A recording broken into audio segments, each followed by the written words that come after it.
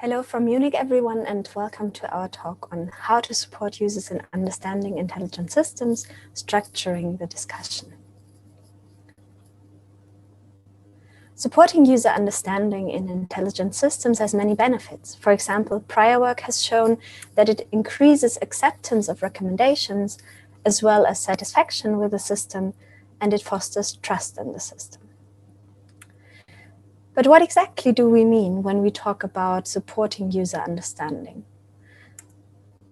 Do we mean that we make users aware of the presence of an intelligent system, like in this prototype where we use this brain icon as an indicator?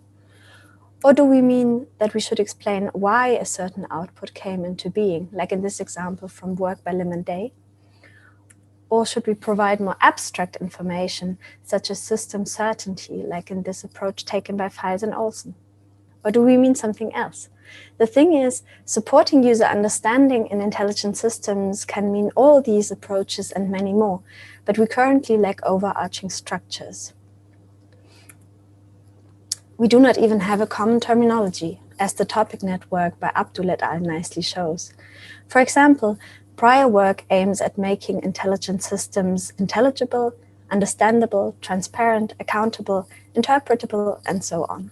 And while all of these terms and research lines carry a notion of how users should best be supported in understanding intelligent systems, this notion often remains unarticulated in the presented prototypes and concepts. To tackle these problems, we set out to find an overarching structure for more conceptual clarity in the field. As a method, we did a literature survey. We used theoretical sampling as defined by Glaser and Strauss in their work on grounded theory. Theoretical sampling is an iterative approach where the sample is gradually defined during the interpretation process, not upfront. In the end, we had collected 222 papers in total. Coding itself was done by the first two authors in joint work and discussion. We followed a three-step coding process. To keep coding manageable, we mainly focused on the motivation, contribution, and conclusion of a paper, and included other sections as needed for a clearer understanding. More details on coding can be found in the paper. From this survey emerged a user-centered framework for supporting users in understanding intelligent systems. This framework may be used to make visible and categorize the notion underlying current approaches and concepts in the field. It looks like this. There are three main categories with different subcategories. So let's get through them one by one.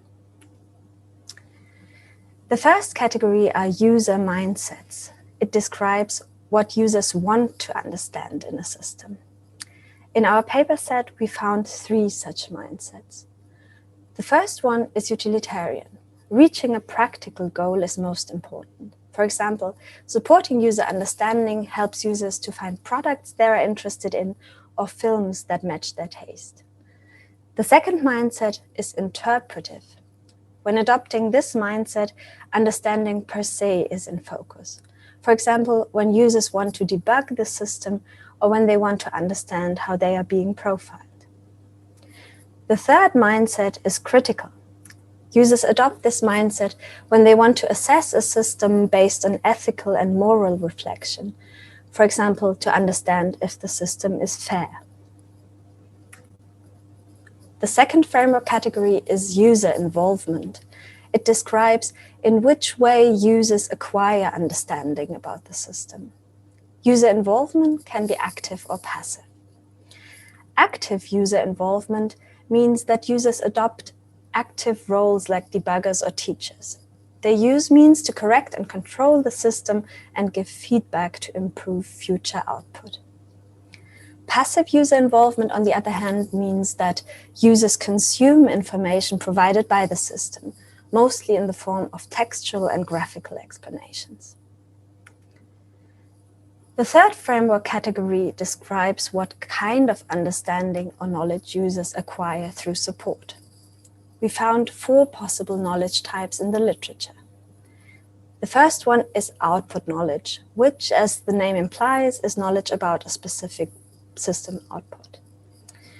The second type is process knowledge, which is knowledge about the reasoning of the system or the steps that have led to a certain output. The third knowledge type is interaction knowledge, which describes how to do something in the system, for example, how to tell the system that it's wrong or to give feedback. The fourth type is what we call meta knowledge about the system. This knowledge type is not directly tied to interaction with the system, but describes knowledge about the background of a system or the development. For example, this could be development practices, how the system has been tested, or how system bias is being mitigated. To make this more concrete, I have brought an example and will use that to better explain and illustrate these categories. This is a prototype from work by Koch et al., which allows users to create image collections, so-called mood boards, with the help of intelligent suggestions. What is interesting in our case is the right side of the UI. There you can see the image that the system suggests next, a short explanation above the image, and feedback options to control future suggestions.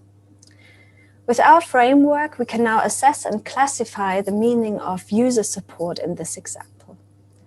Overall, the prototype is designed to support users in the creation of a mood board, and this implies a utilitarian mindset. We have seen that for each suggestion, the system offers a textual explanation and different feedback options. This means that the system supports both an active as well as a passive user. And finally, with the information given, users gain knowledge about a specific system output, that means a specific image suggestion, and interaction knowledge about how to control future suggestions by telling the system what they like or not. With that, I summarize the possible applications of our framework. The first one is what we set out to do, namely structuring past work and thus making visible what user support can mean in our field.